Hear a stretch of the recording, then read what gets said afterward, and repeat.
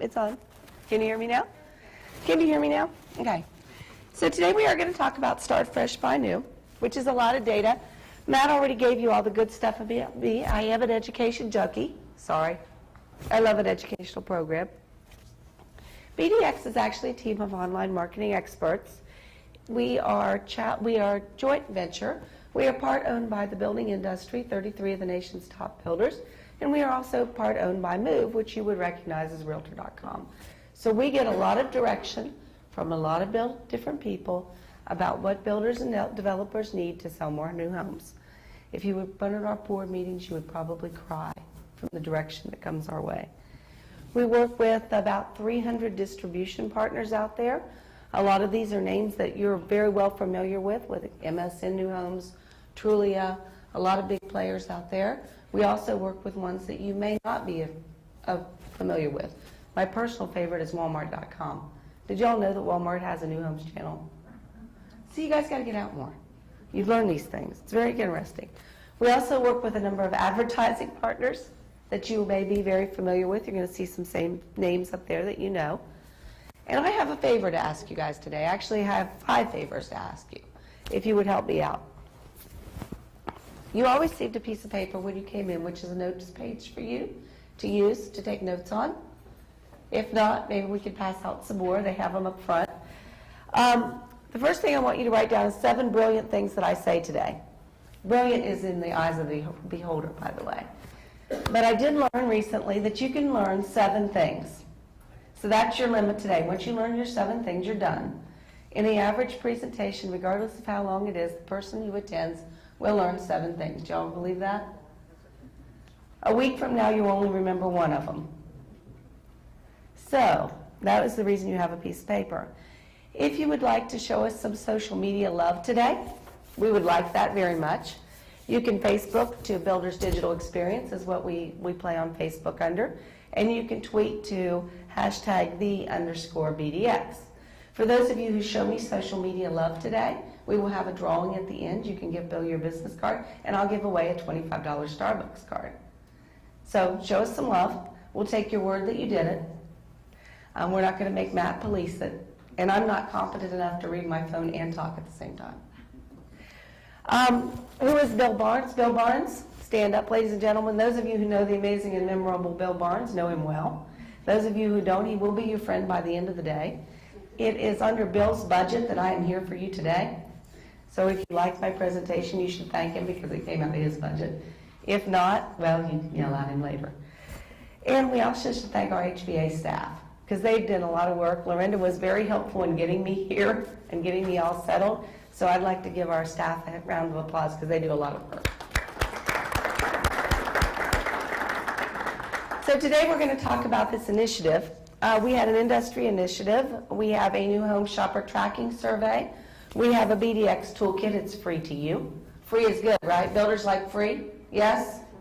Free is great. And we're going to give some insights and implications at the end. So about 2 years ago, our CEO had this inspirational idea. He decided that the new home industry had a problem. The fact of the problem is that we were losing market share. We weren't losing market share because of the downturn in the market. We were losing market share because new homes were losing market share. That's a problem for us, right? You guys build and sell new homes. We're the new homes industry.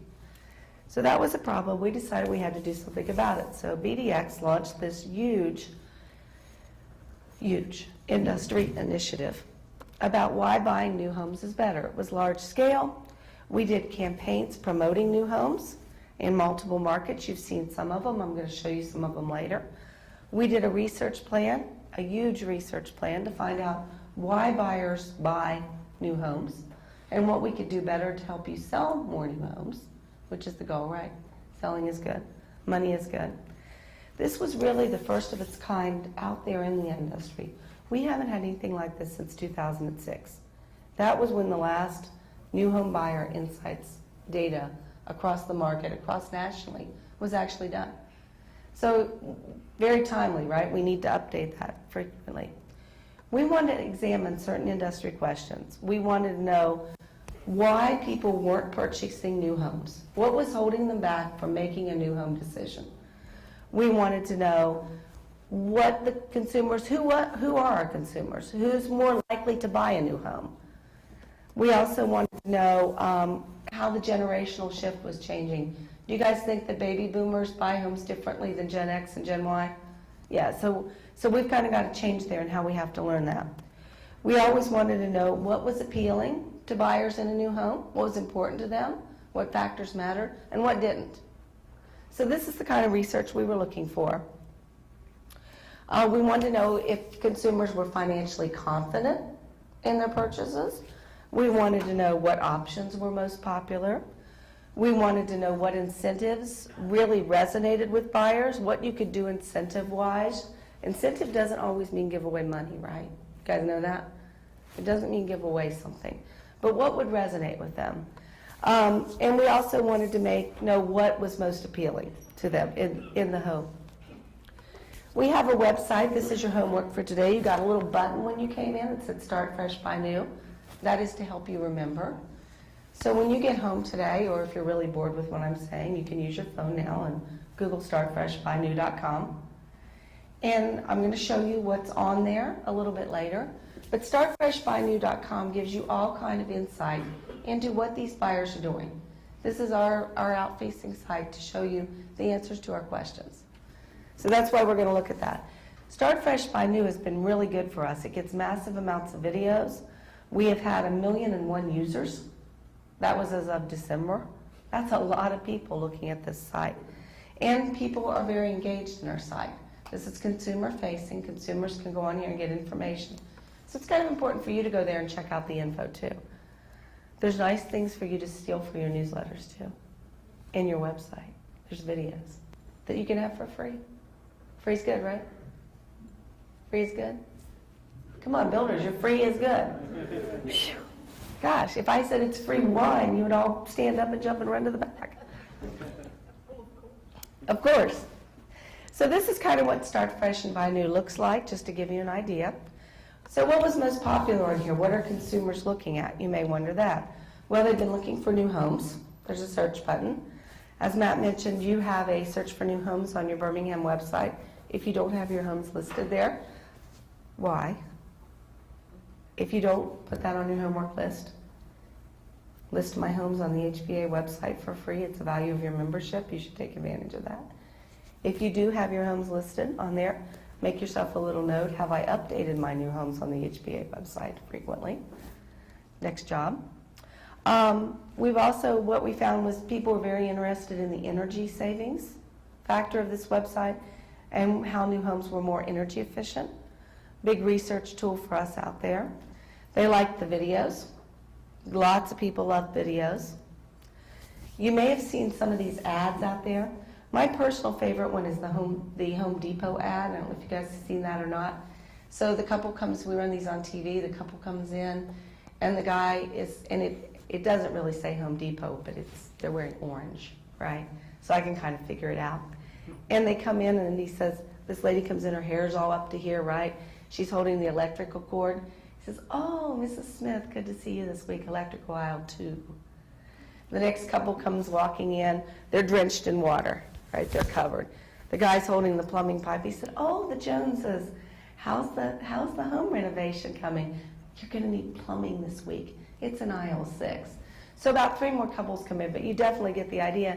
Then this really perky, happy couple comes in, and they're all excited, and they're cute, you know, and they're clean, and obviously nothing's going wrong in their world this week. And they come in, and he says, oh, the Smiths, that's right, you guys bought a new house, landscaping, that's outside. You can get all that out there. So the idea, it comes across really clear, say what you mean what you say, that buying a new home is a great consumer experience. So let's talk about this research. Now this is part we're going to get down in the weeds. For those of you who like research, there is a 100-page report about this. Oops. Oh, okay. We'll go back. For those of you who like research, there is a 100-page report on this. It's available to you. I was telling Matt earlier, it's almost as exciting as reading covenants and restrictions. But it needs to be done. It must happen. So you can go on there and you can read that and you can absorb it and you can regurgitate it and you can internalize it, and it's really good data for you. It is nice, clean data. We talked to realtors. We wanted to know what realtors were doing. We wanted to know where realtors were getting their information. We wanted to know how they were using it, how they were communicating it to our consumers. We wanted to know where buyers were getting information, how they were using it, and how they were communicating it to their consumers. So that all condenses down into 100 pages of really solid research data. So fun for you, you'll have it later. So what I pulled out some facts that I thought were interesting to share with you today. So one of the facts that I thought was interesting is that 90% of the homes sold in this country are used homes. Y'all think that's true? The majority of the homes that we sell in this country are used homes. But what came out of the research data is that 18% of the consumers would have preferred a new home. So if you doubled your business, so 10% to 18%, right? If you doubled your business next year, would you be happier at the end of the year? Would it look good? Where's my the gentleman I was talking to from Danvers? Would that look good on your bottom line next year? Of course it would. Right, your banker would be happy, right? Everyone would be happy. So we also found out that, but listen to this part, 50% of the consumers are considering both a new and a used home. 50% are considering new and used. A third of the shoppers who initially preferred, a third of that 18% who preferred a new home, ultimately bought used. Now, I don't know about you all, but to me that means we lost. We lost. And I don't like to lose. And I bet you all don't like to lose either. We lost those consumers. They came to us, they said, I would prefer to purchase a new home, but they bought a used home. So we're going to talk about why that would be and what things we can use to win those people back to the new side. They're going to come over to the light side. One of the things I wanted to point out to you, because Bill and I just had a long conversation about this last night, so I added this slide for you, is the longer buying cycle. I'm going to grab a drink. Sorry. Sorry about that. The buying cycle is longer. Now, this is important to think about, because in the new homes world, we tend to think that people come in, they meet, we greet, right? And they buy a home in 30 days or less. Yeah? Wrong. Wrong, wrong, wrong, wrong, wrong. And I can tell you that most of your salespeople think this. Most of the salespeople I talk to, I just did a similar presentation last week in Hilton Head, and I asked the sales team there, 25 salespeople in the room, I said, how long do you think it takes to sell a home? 60 days or less. Hilton Head is a resort market. That is so incredibly wrong, it's not even funny. Look at these numbers. These are what buyers told us. 40% of the buyers said they're looking 9 to 12 months from when they start searching. How often are we following up for 9 to 12 months? So Bill did a little fake shop it wasn't in Birmingham, so I'm not going to tell on you, but it was another one of his markets. And he got how many responses? The one that was a good one or the one that was a lousy one? Well, they're not that far different. It wasn't that impressive. Most people follow up once. One-time follow-up. But these buyers are telling us they're spending a year looking, but we followed up one time. Will you guys remember my name next year? No? Okay, Dorothy and Alicia will, but Taylor raised his hand too. Okay, overachievers. But seriously, we don't remember that. So what does that tell us? It tells us that we've got to follow up longer. We've got to get some nurture campaigns, and we've got to follow up with these folks, or we're going to lose them. Now, who's my math person in the room? Who added these up and said, hey, Tammie's missing some numbers, right? I know one of you did. Thank you. See, I'm missing them. The part that I'm missing, the 30% that I'm missing, or the 27% of, how much? 47. Okay. The part that I'm missing is the people that are over 1 year. I didn't have the heart. I could not make the slide go over 1 year. I just couldn't do it to you. Okay, so here's what we know from this. We have got to figure out as a new homes industry how to follow up longer. Does that make sense to you guys? Because our buyers are looking longer. So they initially contact us, we contact them once and say, guess they bought from somebody else. Right? And we don't know that. That's not the case. They're still looking. The majority, one thing we learned from this is the majority of the realtors and the home purchasers think that used homes are more affordable. Do you all think that? Is a used home more affordable? 69% of the people out there, the realtors, think that a new used home is more affordable. So, you know, if you look at these pictures, right, is this the dream? Is this anybody's dream? These are not my dream, right? And new homes, used homes are not necessarily more affordable. So we need to understand who our competition is. Remember, 90% of the people out there are buying a used home. We need to understand what the competition is. It is the used homes. And I heard one of you, you guys were talking, said, well, there's plenty of new business to go around. Whoever said that earlier, you should get a gold star, because there is. There is plenty of business for the builders in this market to go around. It's there.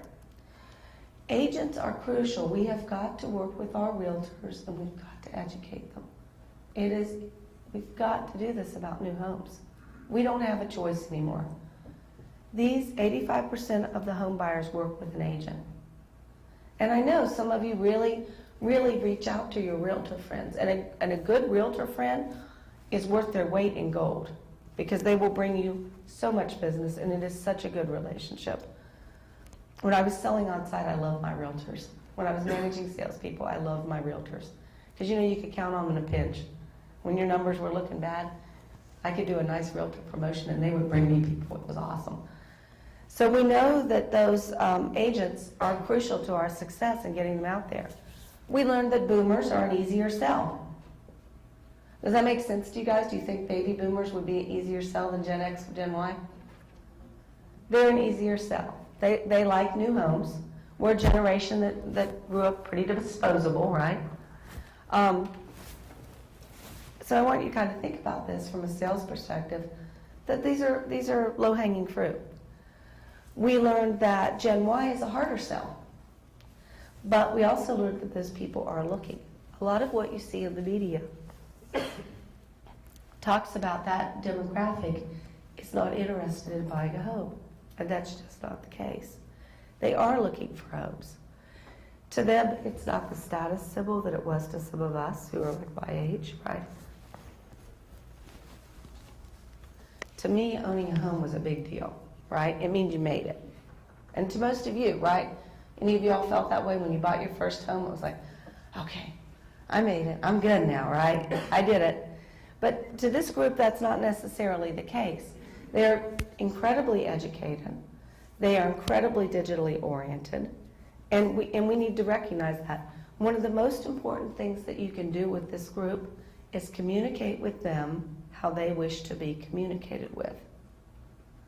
So if they email you and you pick up the phone and call them, that may not have been the best choice. If they connect with you on Facebook, you should connect back with them on Facebook. And I steal that from Mayor Developer, by the way. It was an original thought on my part, but it was a good one, right? So that's one thing to think about with this demographic. Communicate to them how they wish to be communicated to.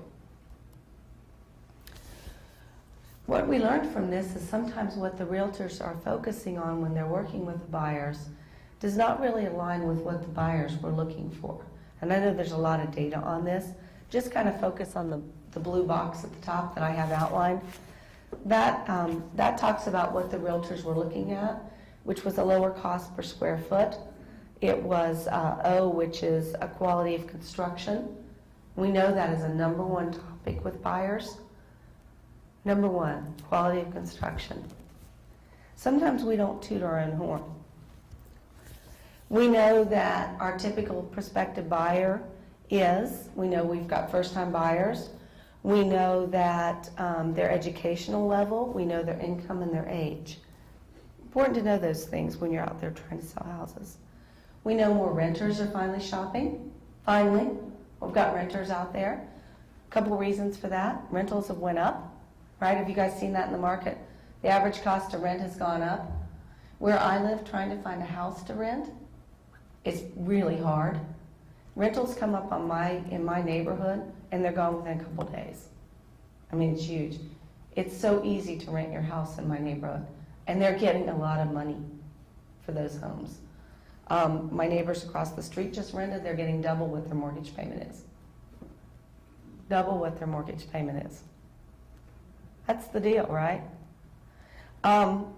So one of the things that I think you all want to think about too is the foreclosures. People are coming out of foreclosure. And they've owned a home before, house went into foreclosure. It's a whole new market for us. Probably a good time to talk with your banker friends and find out how to handle those people. So when someone comes in who has been in a foreclosure situation, your salespeople are going, "Ee!" You know, I don't know what to do. Knowledge is power. Is your sales team prepared to handle that? Because think about the number of foreclosures that we've had in the last 3 years. Lots, right? Are we prepared to handle those people because they're coming out of foreclosure and they're going to want to buy another home? Have you talked to your bankers? Do you know what's going on? Do you know how to address that with those folks? Do you know a bank to send them to? I guess is important, right?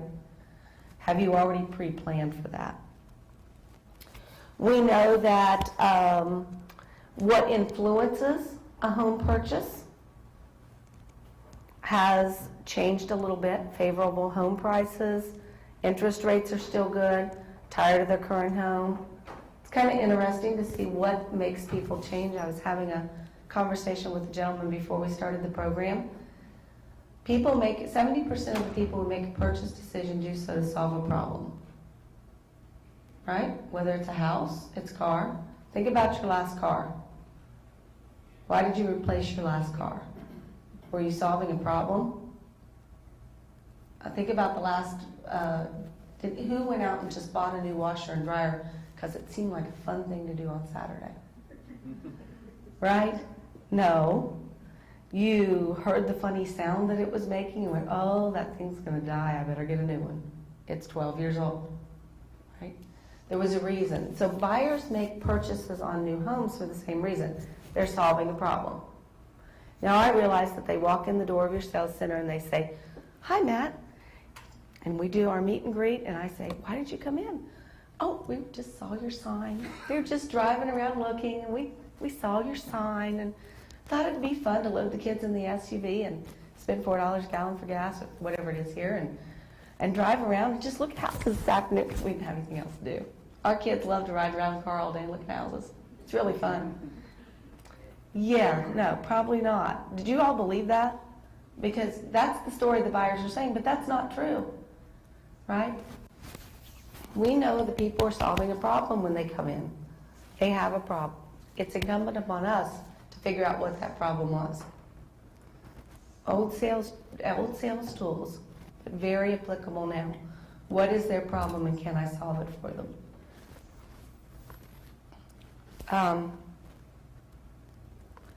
We also learned that realtors primarily rely on MLS for their information, and that really worries me. As a new home person, that worries me because I want them to get the information about new homes from us, right? Who's the expert on new homes? Us, right? So it's kind of incumbent upon us to teach our realtor friends about new homes. So when was the last time that you all did an educational event for your realtor friends? When was the last time you invited them out to your model home and had your production manager or your builder teach them about the new energy efficient windows you're using?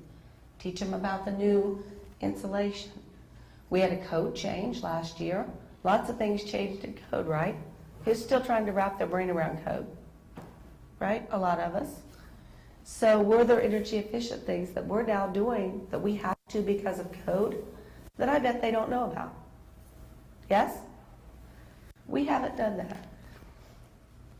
So that's one of the things we can do is we can reach out to those realtors and we can start teaching them these things.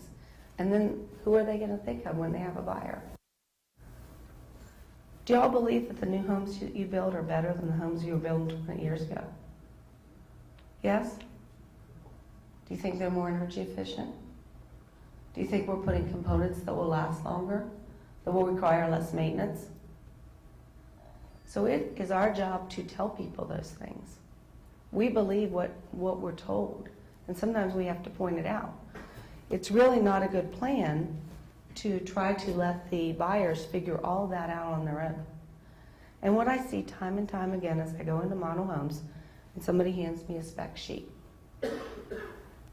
And that spec sheet tells me that we have XYZ windows, and we have this kind of plumbing. We have a manifold plumbing system. I still don't know what that is, and don't tell me, because it ruins my presentation. But we have these things, and we have XYZ insulation. And what does that mean to a buyer?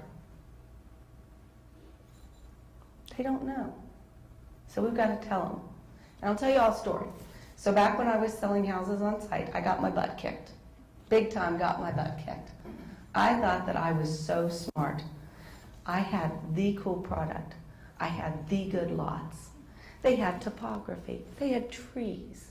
My competitor down the street, there were like 5 of us, one of my competitors had a cornfield with a road plowed down the middle and paved, and 23 houses around it.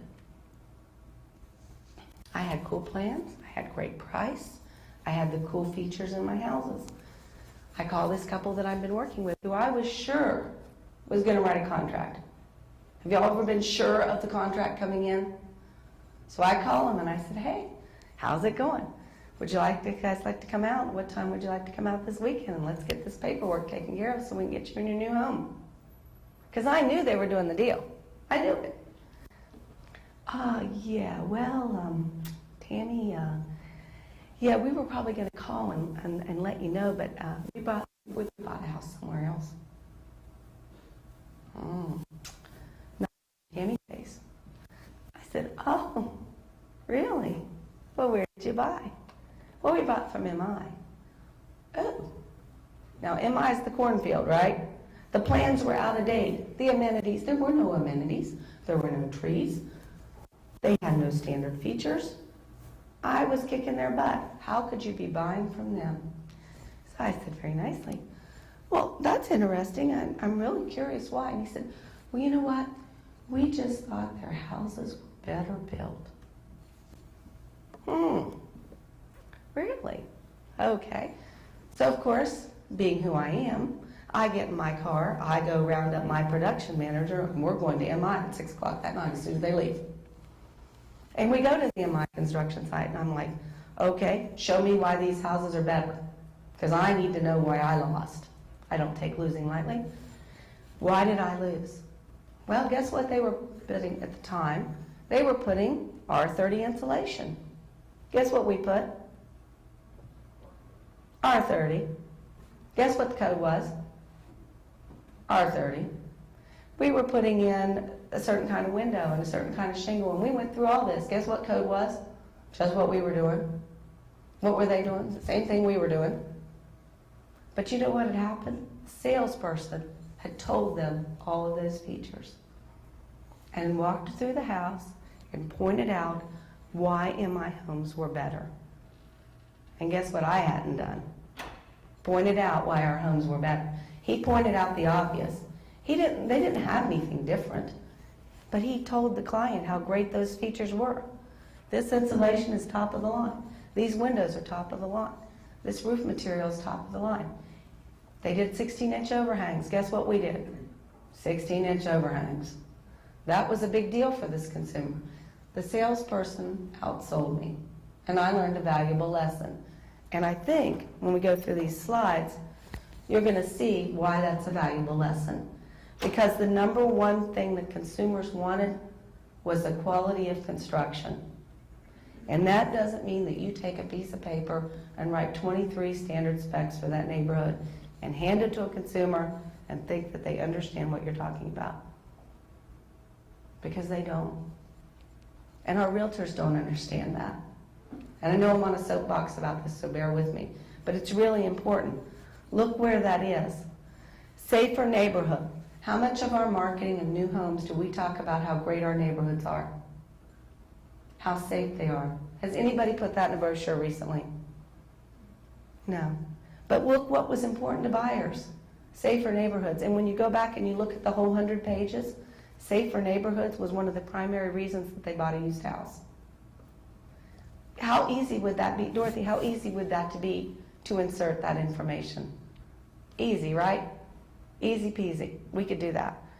Better floor plans. We all know we have better floor plans in new, right? If you don't think you have better floor plans, come to my house. I'll show you an old floor plan. It's yucky. Energy efficiency, lower maintenance. You guys can read these. You can see what's important to those buyers. New homes have improved, but we've lost ground on quality.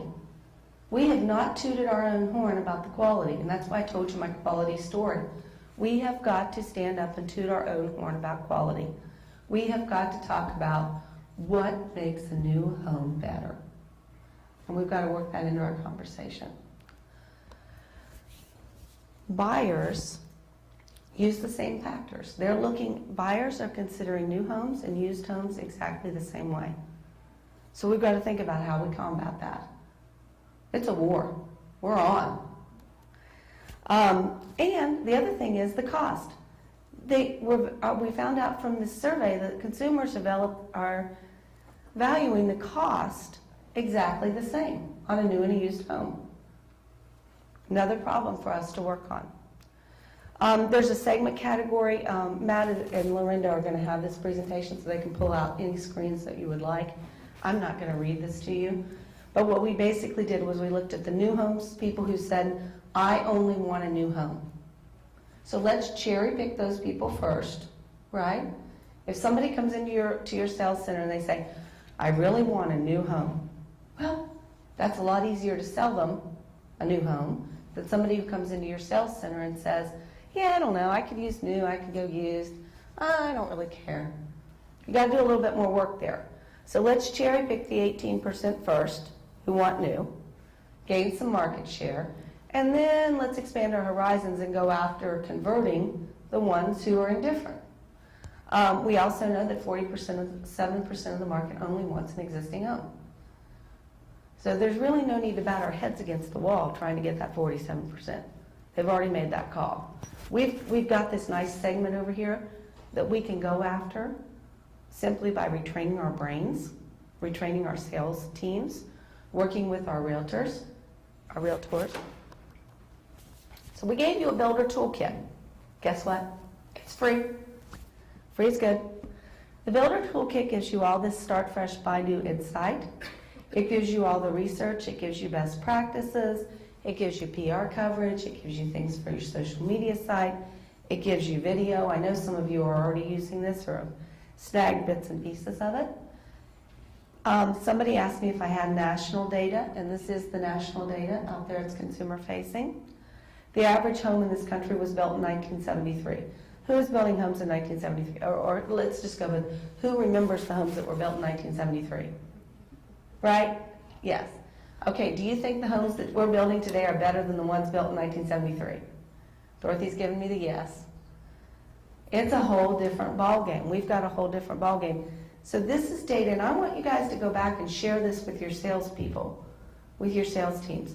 Share this with your realtor friends. This is good stuff to share. It's information that they can use. You can see how content heavy it is, and I'm not going to read it to you. One, because I can't right now, and two, because you all can read. But this talks about what we learned. It talks about how people are buying. It's lots of charts and graphs.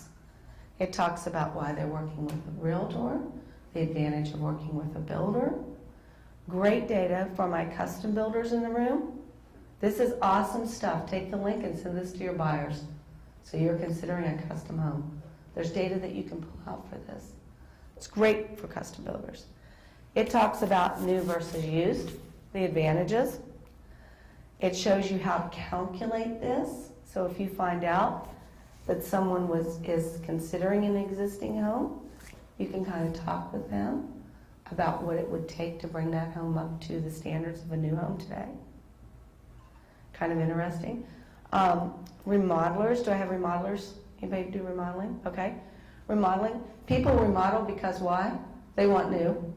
They remodel because they want their home to be new, to have all the new standard features, to have the new appliances, to have the new looks, the new materials, the new finishes. So a lot of times remodelers look at me and go, yeah, but I remodel. Yes, you do. And the reason you do that is because there's people like me who bought a home for whatever reason crossed my mind, and we want it to have all that cool stuff. I want my home to be energy efficient. I want it to be safer for my child, right? I want it to have the new finishes. I want it to have the new products. So that's really why we're remodeling a home. We love the location, right? Most of the people you work with love their location. They love where their house is. They love their schools. They just want their home to have the cool stuff, the new bells and whistles. So there's all this information in here for you in Start Fresh by New. And I'm going to let you go get that on your own because I don't want to read to you. Now, some insights that I want you all to think about. One of the things that we talked about that we learned when we did this is what we call a joy gap. And this goes back to the commercial that I was telling you about that was on Home Depot, right? There is a very, or what one might have inferred was Home Depot. Not that we would say that it was. The process is lengthy. We know that people are looking longer. We talked about that, yes? We also know that they get really excited when you purchase a home. All of a sudden there's this huge excitement. I finally did it. I got a house. Think back to when you guys bought your first house. You remember how excited you were? You were very excited. You know, you finally got a house. This is cool stuff. Today it's kind of like, because you're in the industry, you know, I've sat through 1,000 closings, and a lot of you have too. It doesn't have the same emotional pull that it did when you bought your first home.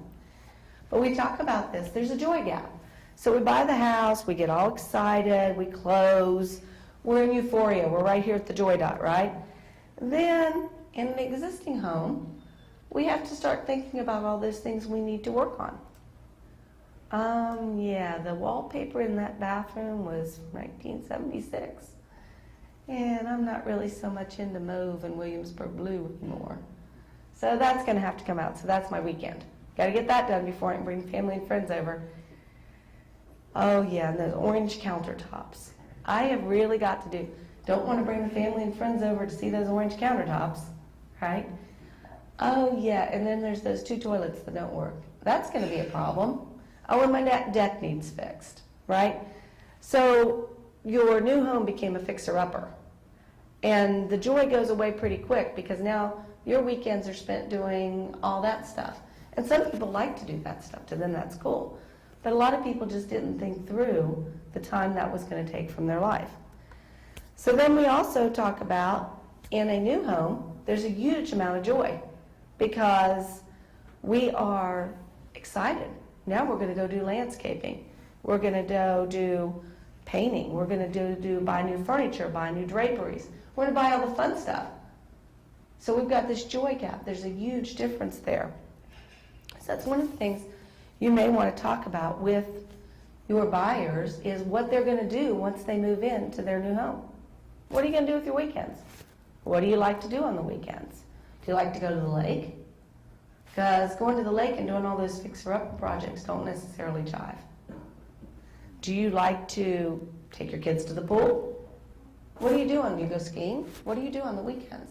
It's a great buyer question, and it will help you get at why they're making that purchasing decision.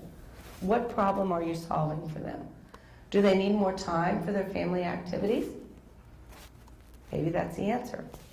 So kind of in review, we know that 9 out of 10 buyers start their home online, right?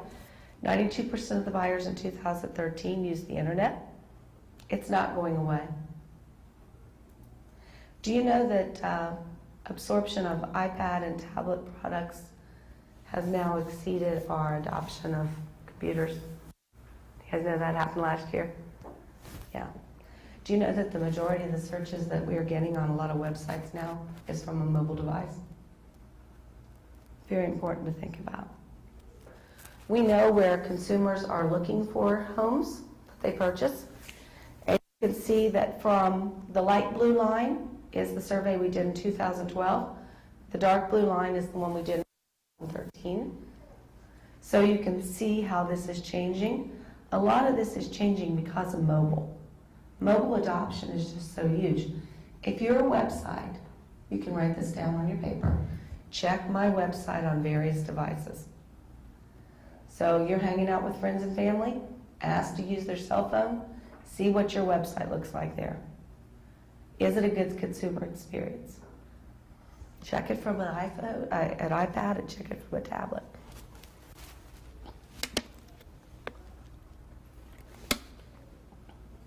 As you can see from this chart and graph, this has changed considerably.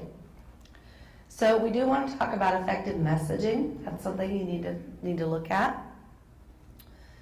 How does your messaging of your company, of your website, of your marketing materials, how does that address why your new home is good? Right? That quality issue. I keep going back to quality because that was the biggest thing that the buyers were differentiating us on. We want to talk about new homes are designed for better living, low cost of ownership, right?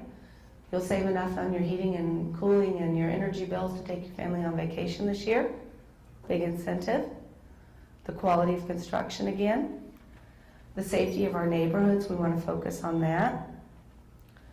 And we want to start with our marketing. Now, I did a little research before I came to Birmingham. When I was here with you guys last time, I showed this slide. So apparently I'm going to hone in on a little bit more, right? Because it's very important. 90% of the people start their search online. If you do not look good online, they will not come to see your homes. Look at these images. Look at the first ones, the minus 15% ones. Those are images that I see routinely. I looked at Realtor.com, I looked at Zillow, I looked at Trulia, I looked at New Home Source. I'm still seeing these images. Why am I seeing these? Is this our best foot forward? Are those somebody's dream home?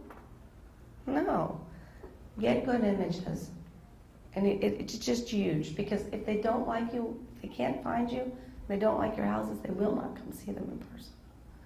We've got to work on this. True story, meeting with a builder. I'm not going to tell you which market I'm in. He says, gosh, I've got a problem in such and such job site. Can you meet me out here? Okie dokie. I love a busman's holiday. So I go look. So on New Home Source, the picture, the rendering, if you want to call it that pen and ink mess there on the left, was what we had up. That had been seen 12,000 times by people looking for a new home in their market.